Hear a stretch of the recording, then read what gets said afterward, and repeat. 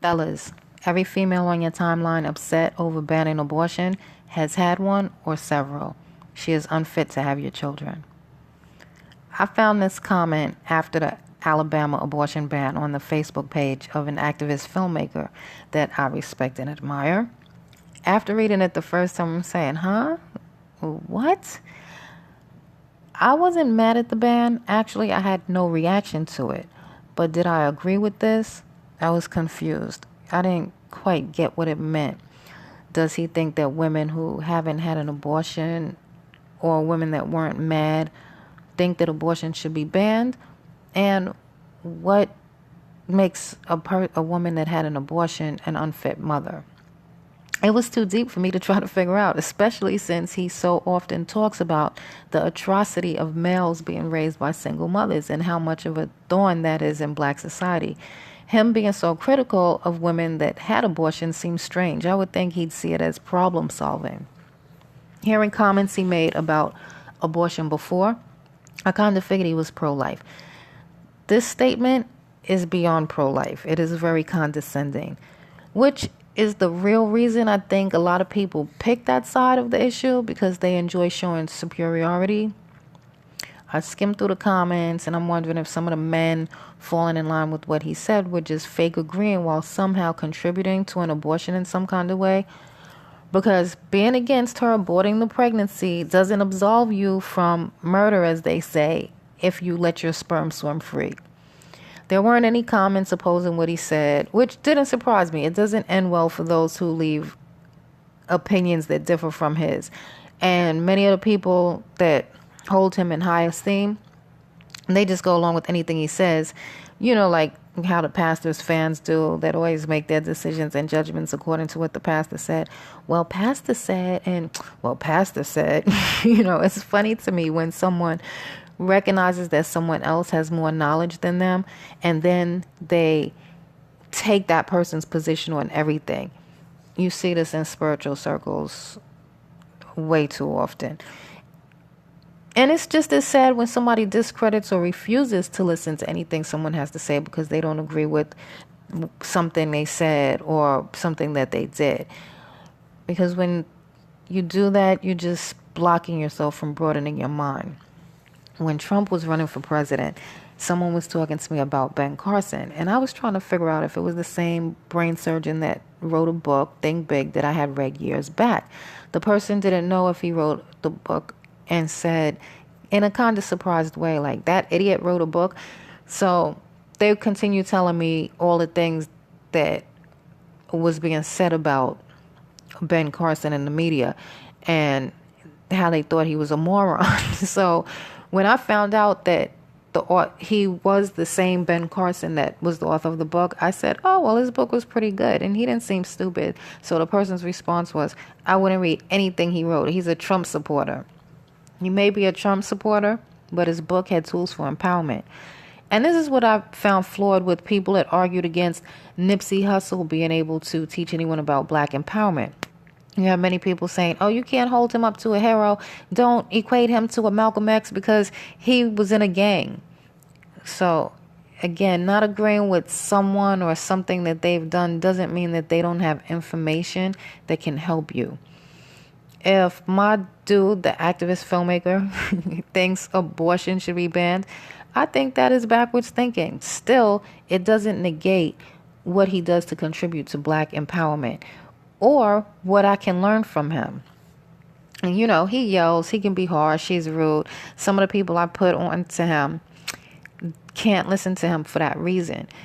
So he blames single mothers for much of the current affairs of black people, disqualifies them as having any value in building strong community, and quick to call them bastard baby makers, which sometimes I find funny as hell, although I'm one of them. I am a single mother in the struggle whose motto is let go of struggle. He belittles and throws insults at single mothers on a regular. A lot of what he says is on point, especially when he addresses the stupidity in choosing what he calls deadbeat dusty dudes. I don't get offended by what he says, even when I see truth of what he says about single mothers and myself, because he can't define who I am. Black women, when you hear men or women trashing you, don't let that determine your value. Define yourself and determine your own self-worth. I have no problem with him addressing the problems that are bred from single motherhood or him being against bastard baby making. Some of the things I agree with. I don't agree with him bashing single mothers or encouraging other people to do it. With both pro-choice and being a single mother, there's just too many factors involved for me to say, oh, yay or nay.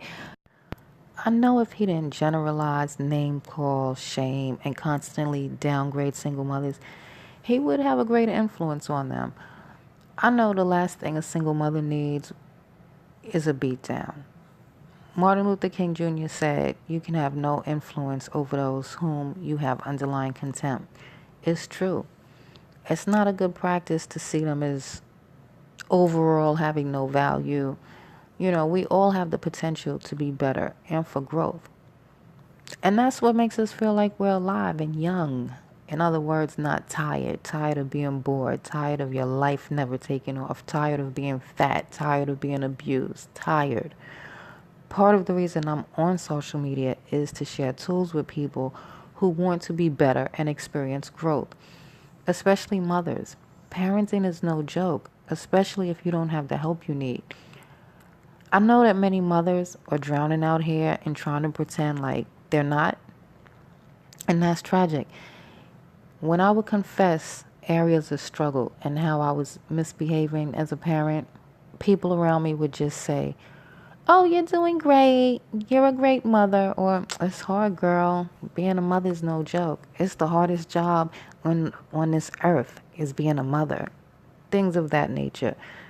And I realized they had nothing for me, partly because they didn't want to look at their own parenting failures, and also because they know as mothers we can make ourselves and our kids miserable by being our own worst judge. You know, so I kind of understood why they were giving me the answers that they were giving me. I knew that it was out of love. But what I really appreciated was when a seasoned mother really listened when I spoke about the challenges I was facing caring for a toddler. And she said, don't get confrontational. She didn't say, yeah, it's hard when they're that age and this is what they do and this is what happened to me one day. You know, she said, don't get confrontational. And then she told me she had a lot of guilt over the way she handled her first child. And I knew she'd given me a jewel because I was already becoming confrontational with a child that was just 2, if he was 2. So it showed me the value of being around people that can make you better. I knew I had to get around people who could show me what I needed to change, what I needed to apply to become the parent I wanted to be, and move away from people that were supporting me in my folly by cheering the parent that I was and I didn't want to be, and not helping. They were helping me keep a steady focus on how hard it was.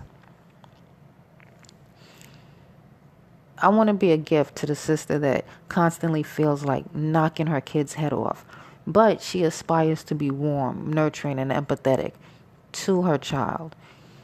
Because after having a child, I really have to say, I am pro-choice all the freaking way. Every female is not built for this.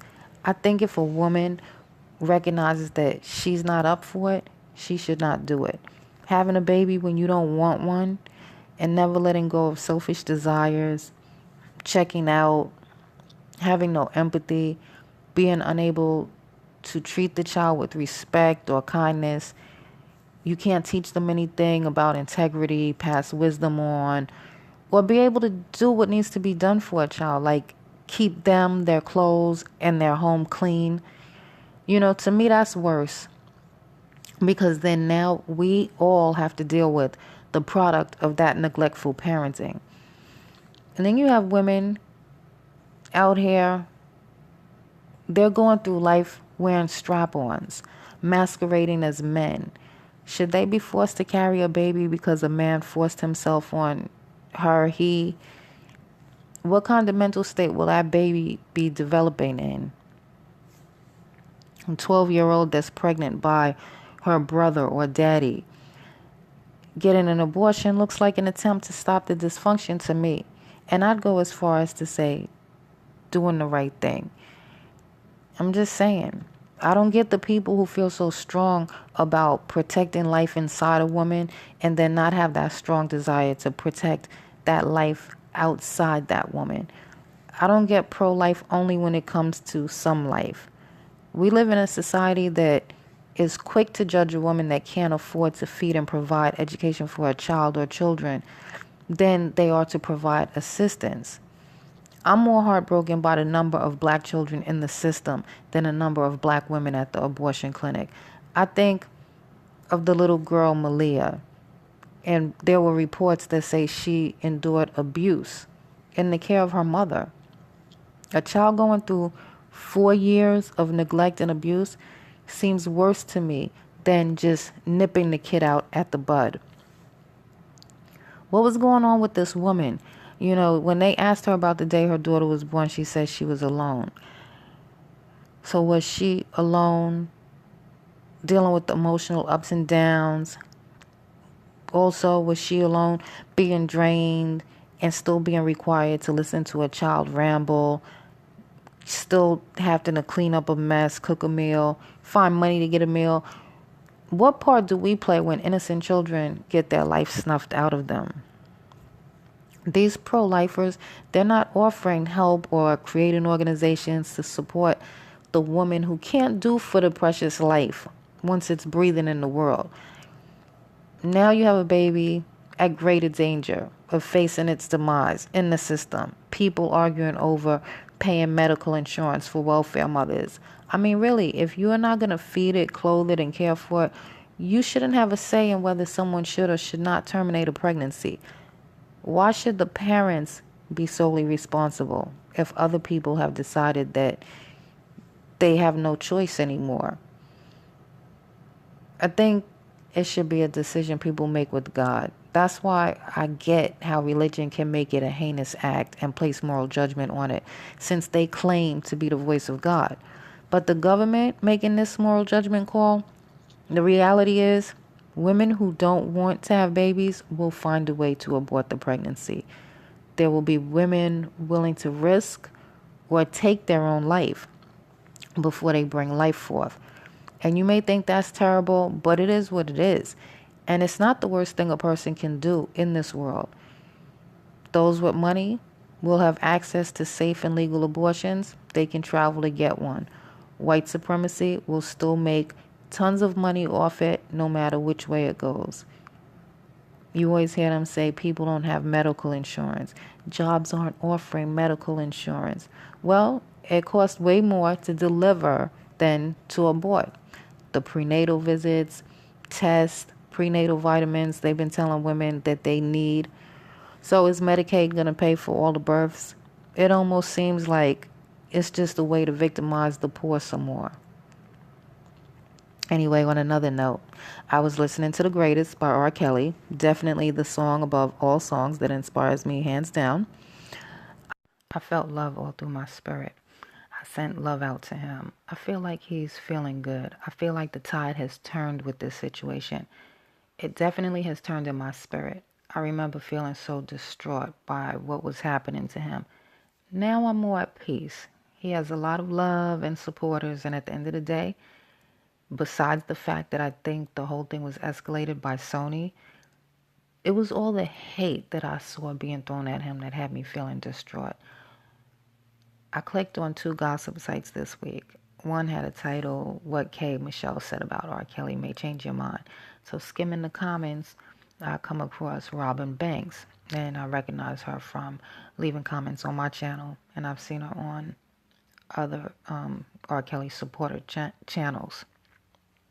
So she called the channel out for its hateful coverage of R. Kelly in the past and told them to keep the fake love. So I thought that comment was funny when I read it, but I was glad to see it because it let me know, okay, yeah, don't even waste my time when I see this channel come up.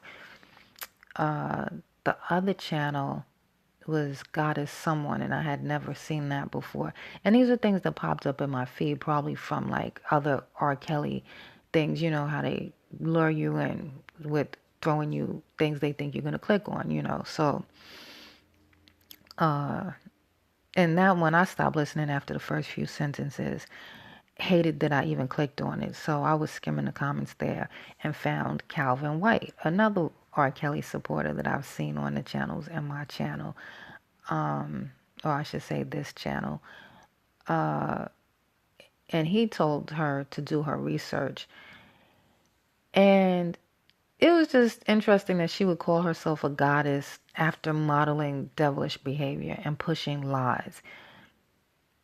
The other people leaving comments, and that I noticed that leave comments in those type of places, is that they think that they are woke and that they are the only ones that they think that they're woke and they're only possessing information from mainstream media headlines or entertainment sources, and everybody else is not woke. This is actually one of the comments that I read. So if you only take one thing away from this commentary, let it be that the purpose of mainstream media is social engineering. When you're watching it, your position should be that I'm aware that their purpose is to mislead me, misinform me, and to trick me. I know that mainstream media will never present anything that is going to empower me. And that's how you have to look at it. Always know that they're not going to present anything that's going to empower you. Thanks for listening. Thanks to everyone who subscribed and everyone who leaves comments. And if you subscribe, you have to hit the notification bell. I'm not sure if people really know that. Yeah, take it in and win.